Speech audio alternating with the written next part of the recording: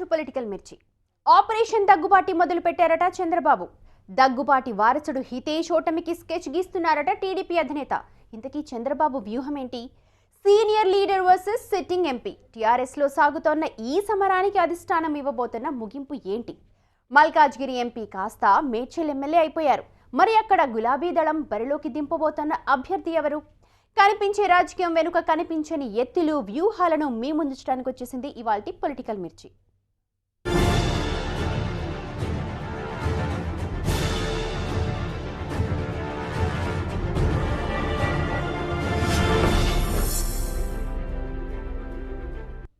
దగ్గుబాటి వారసుడు హితేష్ వైసీపీలోకి చేరడానికి రంగం సిద్ధమైంది. వచ్చే అసెంబ్లీ ఎన్నికల్లో వైసీపీ అభ్యర్థిగా పరుచూరు బరిలోకి దిగబోతున్నారు హితేష్. అదే సమయంలో ఆపరేషన్ దగ్గుబాటి మొదలుపెట్టేశారట చంద్రబాబు. తన తోడల్లుడు ఎత్తులను చిత్తు చేయడానికి కొత్త పావు కదుపుతున్నారట. సీన్లోకి కరణం ఫ్యామిలీని తీసుకురావడానికి రంగం సిద్ధం చేస్తున్నారట చంద్రబాబు. దీంతో మరోసారి దగ్గుబాటి వర్సెస్ కరణం ఎపిసోడ్కి తెర లేవనుందని పొలిటికల్ సర్కిల్స్ లో డిస్కషన్ సాగుతోందట. అంతా అనుకున్నట్టే జరిగితే బరిలో నువ్వా నేనా అంటూ హితేష్, వెంకటేష్ తలపడతారని, వారి వెనుక వెంకటేశ్వరరావు, బలరాం సమరానికి స్క్రీన్ ప్లే ఇస్తారని రాజకీయ వర్గాలు చెప్తున్నాయి. ఏపీ పాలిటిక్స్ లో ఎన్నికల కేంద్రంగా వారసుల సందడి పెరుగుతోన్న వేళ ఒక్కసారిగా వేడి రాజేసింది దగ్గుబాటి ఎపిసోడ్. కొన్నాళ్లుగా దగ్గుబాటి వారసుడి పొలిటికల్ ఎంట్రీపై రకరకాల ఊహాగానాలు సాగుతూనే ఉన్నాయి. అటు పురంధేశ్వరి బీజేపీలో యాక్టివ్గా ఉన్నారు. తండ్రితో కలిసి వైఎస్ జగన్ ని హితేష్ కలవడంతో మరోసారి దగ్గుబాటి వర్సెస్ నారా పర్వం తప్పదని రాజకీయ వర్గాల్లో చర్చ మొదలైంది. హితేష్ చెంచురాం వైసీపీలో చేరడం అన్నది కేవలం లాంఛనప్రాయమే. పర్చూరు నుంచి వైసీపీ అభ్యర్థిగా బరిలోకి దిగబోతున్నారని పార్టీ వర్గాలు కూడా చెప్తున్నాయి. ఈ నేపథ్యంలో చంద్రబాబు ఏం చేస్తారన్న కోణం పొలిటికల్ సర్కిల్స్ లో అందరి అటెన్షన్ గెయిన్ చేస్తూ వచ్చింది. టీడీపీ ఆవిర్భావం నుంచి దశాబ్ద కాలానికి పైగా ఉమ్మడి ఏపీ పాలిటిక్స్ లో కీలకంగా వ్యవహరించారు దగ్గుబాటి వెంకటేశ్వరరావు. ఆ తర్వాత బీజేపీ, కాంగ్రెస్ ఇలా అనేక పార్టీలు మారిన ఆయన ప్రస్తుతం పాలిటిక్స్ లో యాక్టివ్గా లేరు. ఇప్పుడు టీడీపీకి ప్రధాన ప్రత్యర్థి పార్టీ అయిన వైసీపీకి హితేష్ చేకూడుతున్నారు. దీంతో మరోసారి చంద్రబాబును లక్ష్యంగా చేసుకుని దగ్గుబాటి వెంకటేశ్వరరావు రాజకీయం చేయడం ఖాయమని పరిశీలకులు విశ్లేషిస్తూ వస్తున్నారు. సరిగ్గా ఈ సమయంలోనే దగ్గుబాటి ఎత్తులకు చెక్ పెట్టడానికి చంద్రబాబు వ్యూహరచన చేస్తున్నారని తెలుగు తమ్ముళ్ల మధ్య గుసగుసలు సాగుతున్నాయట. దగ్గుబాటిని టార్గెట్ చేస్తూ కరణం ఫ్యామిలీని సీన్లోకి తేవడానికి టీడీపీ అధిష్టానం రెడీ అవుతోందని పార్టీ వర్గాల్లోనూ చర్చ నడుస్తోందట. కరణం బలరాం కుమారుడు కరణం వెంకటేష్ ని పర్చూరు నుంచి హితేష్ మీద పోటీకి పెట్టే అంశాన్ని చంద్రబాబు సీరియస్ గా ఆలోచన చేస్తున్నారట. టీడీపీ స్థాపించిన వేళ 83లో అద్దంకి నుంచి కాంగ్రెస్ తరపున ఎమ్మెల్యేగా పోటీ చేసి ఓటమి పాలయ్యారు కరణం బలరాం. ఆ తర్వాత చంద్రబాబుతో పాటు టీడీపీలో చేరి 1985లో మార్టూరు నుంచి విజయం సాధించారు. దశాబ్ద కాలానికి పైగా కరణం బలరాం, దగ్గుబాటి వెంకటేశ్వరరావు టీడీపీలోనే కలిసి పనిచేశారు. ఇద్దరిది ఒకే జిల్లా. అయితే కరణం బలరాం చంద్రబాబు వర్గంలో కొనసాగుతూ వచ్చారు. ఎన్టీఆర్ హయాంలో దగ్గుబాటి వెంకటేశ్వరరావు జిల్లాలో చక్రం తిప్పుతున్న సమయంలో కూడా కరణం బలరాం దగ్గుబాటి వర్గీయులపై ఆధిపత్యం చెలాయించే ప్రయత్నాలు చేశారట. అయితే ఇప్పటిదాకా కరణం బలరాం, దగ్గుబాటి ఒకరిపై ఒకరు పోటీ చేయలేదు. అయితే ఇప్పుడు వారి తనయులు తలపడే పరిస్థితులు చోటు చేసుకుంటున్నాయని రాజకీయ వర్గాల్లో చర్చ సాగుతోంది. 2004లో అద్దంకి నుంచి విజయం సాధించి జిల్లాలో గెలిచిన ఏకైక టీడీపీ ఎమ్మెల్యేగా నిలిచారు కరణం బలరాం. కానీ ఆ తర్వాత ఆయన రాజకీయంగా తన బలాన్ని చాటుకుంటూ రాలేకపోయారు. 2009లో ఆయన ఓటమి పాలయ్యారు. 2014లో అద్దంకి నుంచి తన కుమారుడు వెంకటేష్ ని పోటీ చేయించి గెలిపించుకోలేకపోయారు. ఇప్పుడు ఎమ్మెల్సీగా ఉన్న కరణం బలరాంకి మంత్రి పదవి ఇస్తారని ఆయన అనుచరవర్గం భావించినా అది జరగలేదు. మరోవైపు వైసీపీ నుంచి అద్దంకిలో గెలిచిన గొట్టిపాటి రవికుమార్ టీడీపీకి జైగొట్టేశారు. కరణం, గొట్టిపాటి కుటుంబాల మధ్య దశాబ్దాలుగా వైరం కొనసాగుతోంది. వచ్చే ఎన్నికల్లో అద్దంకి టికెట్ గొట్టిపాటికే కన్ఫర్మ్ అయిందని పార్టీలో చర్చ సాగుతోంది. కరణం బలరాంకి గాని, ఆయన కుమారుడు కరణం వెంకటేష్ కానీ వచ్చే ఎన్నికల్లో నియోజకవర్గం లేని పరిస్థితి ఏర్పడిందన్న చర్చ టీడీపీలో సాగుతోందట. అయితే కరణం బలరాం ఎమ్మెల్సీ పదవీ కాలం 2024 వరకు ఉంది. ఇప్పుడు వెంకటేష్ ని పర్చూరు నుంచి పోటీ చేస్తే కరణం ఫ్యామిలీకి టికెట్ ఇచ్చినట్టు అవుతుంది. దగ్గుబాటి హితేష్ పై గట్టి అభ్యర్థిని బరిలోకి దించినట్టు అవుతుందని టీడీపీ అధిష్టానం ఆలోచన చేస్తోందట. పర్చూరు నుంచి పోటీకి వెంకటేష్ అంగీకరిస్తే తనయుణ్ణి గెలిపించుకోవడానికి కరణం బలరాం సర్వశక్తుల్ని ఒడ్డుతారని పరిశీలకులు విశ్లేషిస్తున్నారు. ఈ నేపథ్యంలో కరణం కుటుంబాన్ని తట్టుకోవాలంటే దగ్గుబాటి పురంధేశ్వరి కూడా రంగంలోకి దిగాలని, అక్కడి దాకా పరిస్థితి వస్తే ఆమె బీజేపీని వీడి వైసీపీలో చేరే పరిస్థితి ఏర్పడుతుందని రాజకీయ వర్గాల్లో చర్చ సాగుతోందట. పర్చూరులో హితేష్, వెంకటేష్ తలపడితే మాత్రం ఇక్కడ జరిగే సమరం ఏపీ అసెంబ్లీ ఎన్నికల్లోనే హైలైట్ గా నిలుస్తుందని పొలిటికల్ సర్కిల్స్ చెప్తున్నాయి. మరి కరణం ఫ్యామిలీ పర్చూరుపై ఫోకస్ పెట్టడానికి సై అంటోందా లేదా అన్నది జిల్లాలో ఇప్పుడు ఆసక్తికరంగా మారిందట. ఆయన ఉమ్మడి ఏపీలోనే సీనియర్ నేత, ఇప్పుడు తెలంగాణలోనూ అదే స్థాయి, పైగా అధికార పార్టీ. అలాంటి నాయకుడిని అసెంబ్లీ ఎన్నికల్లో ఓటమి పలకరించింది. ఇప్పుడు ఆయన్ను ఎలా గౌరవించాలన్న దానిపై టీఆర్ఎస్ అధిష్టానం ఫోకస్ పెట్టిందట. జిల్లాను ప్రభావితం చేసే లీడర్కి ఖచ్చితంగా ప్రాధాన్యత ఇవ్వాల్సిందే. కానీ ఆ క్రమంలో మరో నాయకుడికి అనుకోని కష్టం వచ్చి పడితే ఏం చేయాలి? సరిగ్గా ఇక్కడే సెగ రాసుకుంటోందట. ఒకవైపు సిట్టింగ్ ఎంపీ, మరోవైపు సీనియర్ లీడర్. వీళ్ళిద్దరి విషయంలో టీఆర్ఎస్ హైకమాండ్ ఏం చేయబోతోందో. ఖమ్మం జిల్లా రాజకీయాలు ఎంత వాడివేడిగా ఉంటాయో అంతే స్థాయిలో అంతర్గత కుమ్ములాటలతో నిండుంటాయి. పార్టీ ఏదైనా సరే ఒక రేంజ్లో గ్రూప్ పాలిటిక్స్ కామన్. ఇప్పుడు అధికార పార్టీ టీఆర్ఎస్లోనూ సేమ్ సీన్ రిపీట్ అవుతోందట. అసెంబ్లీ ఎన్నికల్లో ఉమ్మడి ఖమ్మం జిల్లా మొత్తంలో టీఆర్ఎస్ గెలుచుకున్నది కేవలం ఒక్క సీటు మాత్రమే. తెలంగాణ మొత్తం మీద గులాబీ దళం విజయకేతన ఎగరేస్తే ఖమ్మం జిల్లాలో మాత్రం అందుకు విరుద్ధమైన పరిస్థితి నెలకొంది. దీంతో ఓటమి పరాభవం తాలూకు ఎఫెక్ట్ ఎంపీ పొంగులేటి శ్రీనివాసరెడ్డి మీద పడుతుందా అన్నది ఇప్పుడు పార్టీలో చర్చనీయాంశంగా మారిందట.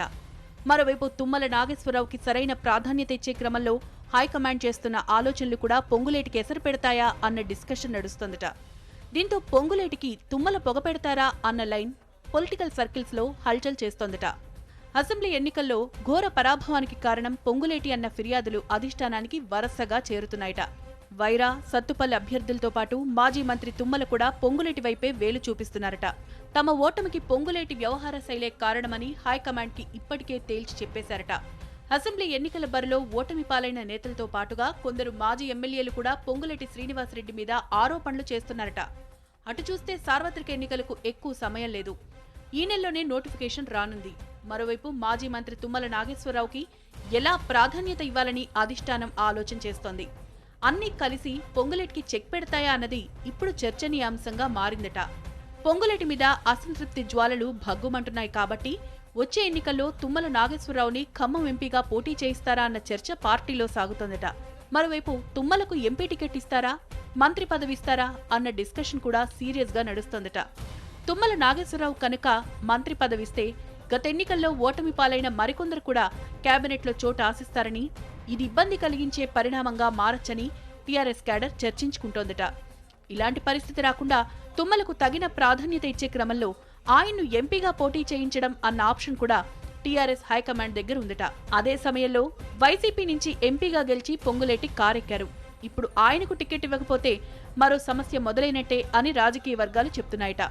ఖమ్మం జిల్లాలో టీఆర్ఎస్ బలోపేతం కావడానికి ప్రధాన కారణాల్లో తుమ్మలొకరు.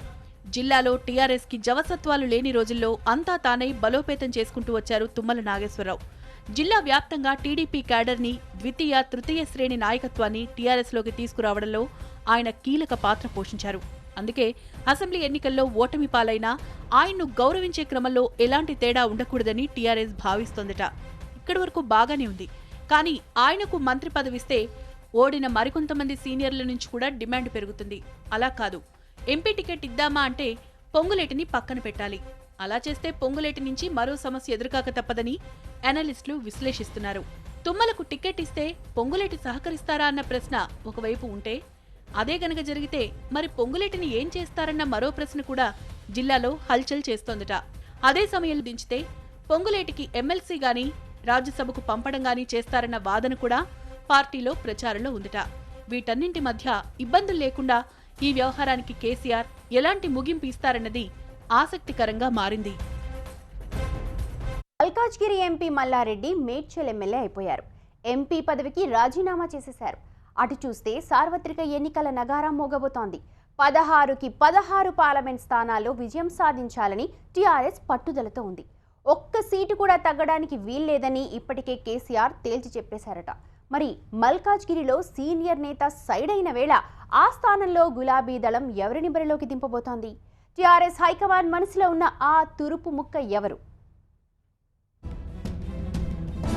తెలంగాణ అసెంబ్లీ ఎన్నికల్లో సాధించిన విజయాన్ని తలదన్నే స్థాయిలో పార్లమెంట్ ఎన్నికల్లోనూ విజయకేతనం ఎగురవేయాలన్న పట్టుదలతో ఉంది టీఆర్ఎస్. ఇప్పటికే కేసీఆర్ సార్వత్రిక ఎన్నికలకు సంబంధించి పార్టీ లక్ష్యమేంటో తేల్చి చెప్పేశారు.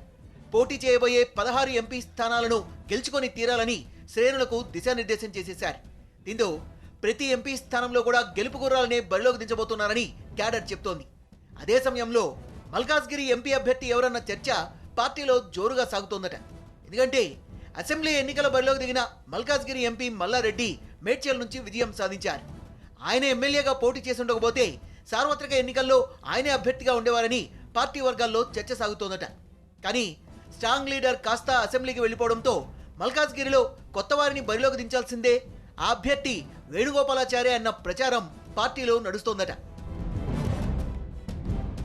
ప్రస్తుతం వేణుగోపాలాచారి ఢిల్లీలో తెలంగాణ ప్రభుత్వ ప్రత్యేక ప్రతినిధిగా ఉన్నారు. టీడీపీ నుంచి టీఆర్ఎస్లోకి వచ్చే వేళ ఆయనకు రాజ్యసభ తరహాలో హామీ లభించిందని రాజకీయ వర్గాలు చెప్తూ ఉంటాయి. కానీ అవేవి ఆచరణ రూపంలోకి రాలేదు. తెలంగాణ ప్రభుత్వ ప్రత్యేక ప్రతినిధిగా మాత్రమే ఉన్నారు. ఆ హామీ కోణంలో కానీ ప్రస్తుతం ఉన్న అవసరం రీత్యా కానీ వేణుగోపాలాచారిని మల్కాజ్గిరి నుంచి ఎంపీ అభ్యర్థిగా బరిలోకి దింపుతారని పార్టీలో డిస్కషన్ సాగుతోందట. మల్కాజ్గిరిలో బ్రాహ్మణ ఓటు బ్యాంకు బానే ఉంది. అసెంబ్లీ నియోజకవర్గం వరకు అయితే అత్యధిక సంఖ్యలోనే ఉంది. వేణుగోపాలాచారిని బరిలోకి దింపితే ఈ యాంగిల్లో వర్కౌట్ అవుతుందని టీఆర్ఎస్ అధిష్టానం ఆలోచన చేస్తోందట. అదే సమయంలో బ్రాహ్మణ సామాజిక వర్గానికి ప్రాతినిధ్యం కల్పించినట్టు అవుతుందని కూడా పార్టీ హైకమాండ్ భావిస్తోందట. గతంలో కేంద్ర మంత్రిగా పనిచేసిన అనుభవం వేణుగోపాలాచారికి ఉంది. అలానే సీనియర్ లీడర్, దాంతోపాటు ఢిల్లీలో గట్టి పరిచయాలు ఉన్నాయి. ఇవన్నీ కూడా ఆయన అభ్యర్థిత్వాన్ని బలపరిచే అంశాలే అని, ప్రజలు పాజిటివ్గా స్పందించేలా చేసే అంశాలే అని టీఆర్ఎస్ నేతలు చర్చించుకుంటున్నారట. సార్వత్రిక ఎన్నికల్లో 16 ఎంపీ స్థానాలను ఖచ్చితంగా గెలుచుకోవాలని, ఆ తర్వాత ఫెడరల్ ఫ్రంట్ కోసం జాతీయ రాజకీయాల్లో కీలక పాత్ర పోషించాలని కేసీఆర్ వ్యూహరచన చేస్తున్నారు. ఎన్నికలకు ముందు ఎన్ని ఎత్తులు వేసినా అవి సక్రమంగా అమలు కావాలంటే ఎంపీల సంఖ్యాబలం మీదే ఆధారపడి ఉంటుంది. అందుకే ఫెడరల్ ఫ్రంట్ ఏర్పాటు దిశగా సీరియస్గా వర్కౌట్ చేస్తున్న కేసీఆర్ 16 మంది ఎంపీల తమ మాటకు బలం ఉండదని భావిస్తున్నారట. ఈ క్రమంలో ప్రతి పార్లమెంట్ నియోజకవర్గంలోనూ అభ్యర్థుల ఎంపికపై సీరియస్గా కసరత్తు చేస్తున్నారట. ఈ నేపథ్యంలో మల్కాజ్గిరి విషయంలో వేణుగోపాలాచారి అభ్యర్థిత్వం చుట్టూ పార్టీలో చర్చ సాగుతోందట.